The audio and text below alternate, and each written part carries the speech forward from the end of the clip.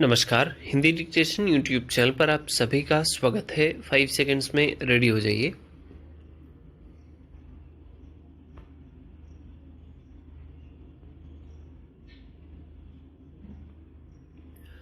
भारतीय अदालतों में लंबित मामलों की संख्या 5 करोड़ से ऊपर जाने लगी है, तो यह चिंताजनक है। राज्यसभा में एक लिखित जवाब में केंद्रीय विधि मंत्री अर्जुन राम मेघवाल ने बताया है कि भारतीय अदालतों में लंबित मुकदमों की संख्या 5.02 करोड़ से ज्यादा हो गई है। लंबित मामले हमारे लिए निरंतर चिंता का विषय बने हुए हैं। अकेले सुप्रीम कोर्ट में लंबित मामलों की संख्या 69,766 हो गई है। एक अनुमान के अनुसार भारत में 10 में से 9 मामले अदालतों में लंबित रहते हैं। केवल 10% मामलों में ही त्वरित कार्यवाही चल पाती है। आखिर इतने मामले क्यों लंबित हैं? इसका एक पहलू यह भी है कि लोग पहले की तुलना में अपने अधिकारों को लेकर ज्यादा सजग हुए हैं, इसलिए अदालत पहुंचकर अपना अधिकार लेने की चेष्टा कर रहे हैं। वैसे बढ़ती जागरूकता जहां अच्छी बात है, वहीं मामलों का लंबित रहना बड़ी चिंता की बात है। ध्यान रहे, लोग न्याय की प्रत्याशा में ही अदालतों का रुख करते हैं।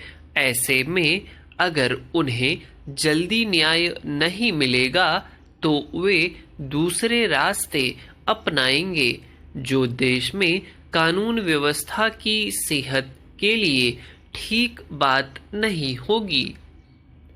लंबित मामलों पर चिंता पहले भी कई बार उठी है।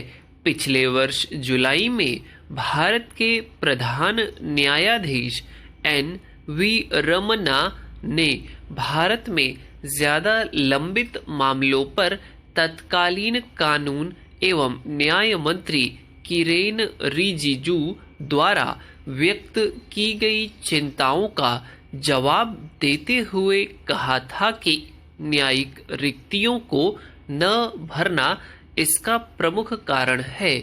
तब भी यह चिंता जताई गई थी कि लंबित मामलों की संख्या 5 करोड़ को पार करने वाली है, पर अब जब वाकई पार कर गई है तो सभी संबंधित पक्षों को सजग हो जाना चाहिए।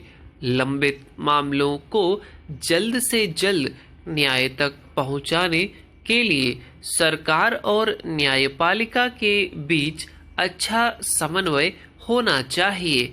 पिछले साल ही देश के प्रधान न्यायाधीश ने केंद्रीय मंत्री को कह दिया था कि न्यायिक रिक्तियों को भरना और न्यायिक बुनियादी ढांचे में सुधार करना जरूरी है।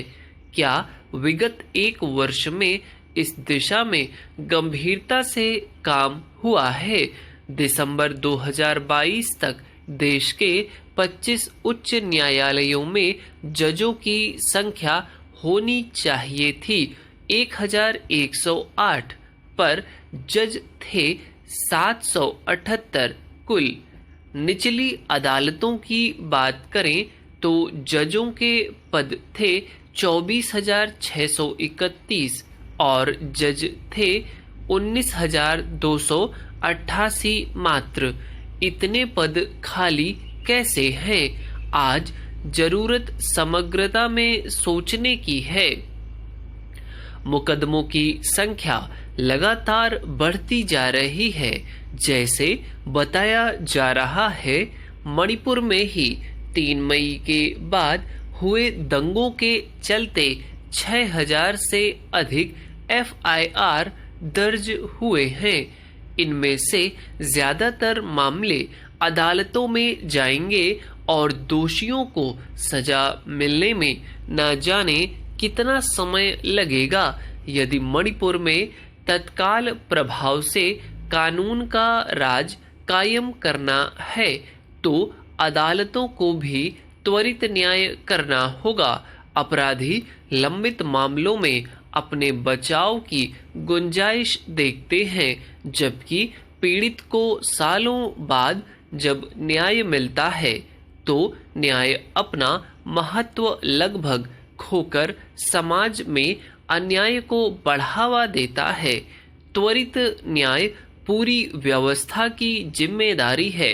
न्याय और वह भी त्वरित न्याय का माहौल बनाने की कोशिश में हम चीन जैसी तानाशाही व्यवस्था का अनुसरण नहीं कर सकते, पर अपनी लोकतांत्रिक सीमाओं में रहते हुए न्यायिक प्रक्रिया को तेज करने के हर संभव उपाय तो कर ही सकते हैं।